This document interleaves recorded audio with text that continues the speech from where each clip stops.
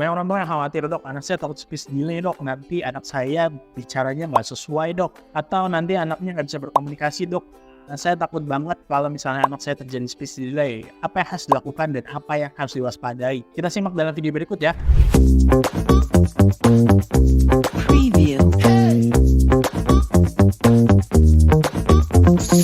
Jadi orang tua banyak nih yang nanya kalau anaknya takut speech delay, anaknya takut gangguan bahasa. Sebenarnya ya, kalau misalnya orang tua paham milestone normalnya dulu, mungkin bisa aware. Apa misalnya milestone bicara bahasanya yang nggak sesuai dengan usianya. Jadi dengan tahu tahapan bicara dan bahasa sesuai dengan usianya, orang tua juga bisa menilai apakah anaknya sesuai dengan usianya atau enggak. Apakah ada keterlambatan bicara, atau juga ada sesuatu misalnya dari perkembangannya itu sendiri.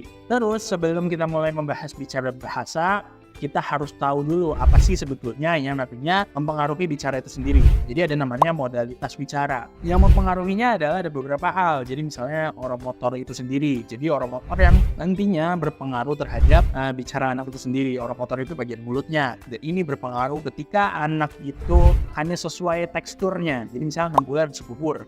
8 bulan udah mulai naik tuh cincang kasar, 12 bulan harus makan keluarga. Kalau misalnya 12 bulan masih makan bubur, ya orang motornya juga nggak terlatih dong. Bisa juga nantinya otot-otot di bagian mulut ini nggak terlatih. Dan ini modalitas yang pertama. Lalu modalitas yang kedua, yang selanjutnya anak itu menggunakan pikirannya atau menggunakan otaknya untuk memproses. Jadi sebelum bicara itu keluar, artinya bahasa atau suara itu didengar dulu. Sebelum ke otak, kita ke pendengaran dulu ya. Jadi pendengarannya harus baik dulu, misalnya nggak ada pendengaran, anak bisa jelas. Terus apa yang dia dapat itu diproses di dalam otak sehingga nantinya membentuk persepsi, terus juga bisa keluar menjadi bahasa ekspresif. Dan nanti yang mempengaruhi lagi ada namanya executive function, dan ini bahasan tersendiri ya untuk membahas tentang executive function. Kalau semuanya itu baik, nanti dia akan bicara sesuai dengan apa yang dia inginkan dan akhirnya bisa berkomunikasi dua arah. Itu yang penting dari bicara dan juga bahasa.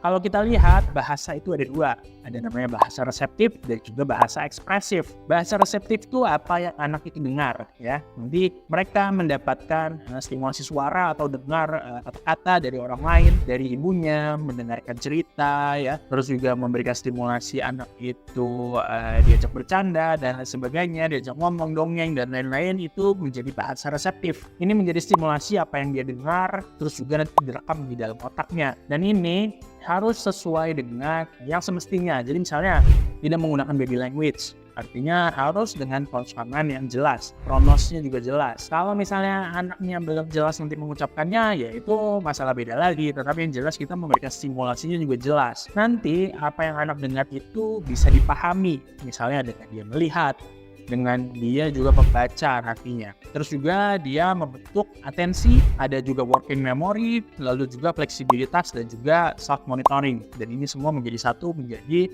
bahasa reseptif. Lalu selanjutnya adalah bahasa ekspresif. Bahasa ekspresif itu adalah bahasa yang keluar. Bahasa ekspresif itu apa yang keluar dari yang dia pikirkan. Ini juga bisa terbentuk dari working memory, terus juga ada namanya planning, ada prioritizing, ada juga self-monitoring, dan juga sequencing. Jadi bicaranya itu tertata, jelas, dan juga maksudnya sesuai. Kalau bicaranya kacau, acak-acakan, gak jelas, itu bukan bahasa ekspresif yang sesuai. Terus apa aja yang bisa nantinya mempengaruhi semua ini? Yang jelas stimulasi yang anak itu dapatkan sendiri. Jadi stimulasi dia dengar harus banyak. Ketika stimulasi mendengarnya banyak ya, menjadi bahasa reseptif, nanti ekspresifnya pun akan banyak. Akhirnya dia bisa berkomunikasi.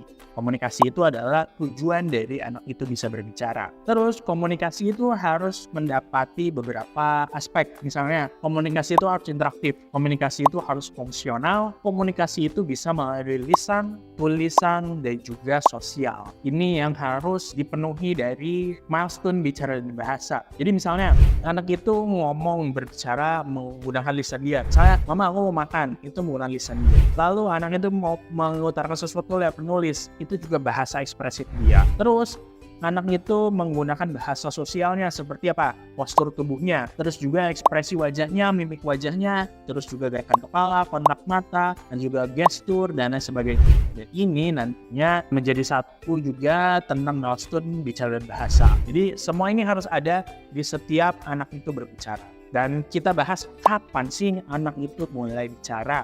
Usia setahun itu harusnya 25% perkataannya bisa dimengerti. Artinya ya belum banyak yang bisa dimengerti ya, hanya 25%. Cuma babbling, mungkin ada 1-2 kata yang bisa terucap ya, misalnya mama, papa, mamam, nenen, dan lain sebagainya itu di usia setahun. Dan juga bisa menunjuk apa yang dia inginkan. Lalu di usia 2 tahun, kosakatanya semakin banyak. Dan 50% apa yang dia bicarakan itu bisa dipahamin. Dan semakin usianya bertambah, di usia 3 tahun menjadi 75% kosakatanya itu bisa dimengerti. Lalu di puncaknya 4 tahun, 100% bicara dan bahasanya itu bisa dimengerti oleh semua orang. Jadi nggak cuma orang tuanya aja, nggak cuma orang sekitarnya aja yang bisa mengerti dan juga paham tentang apa yang dia bicarakan.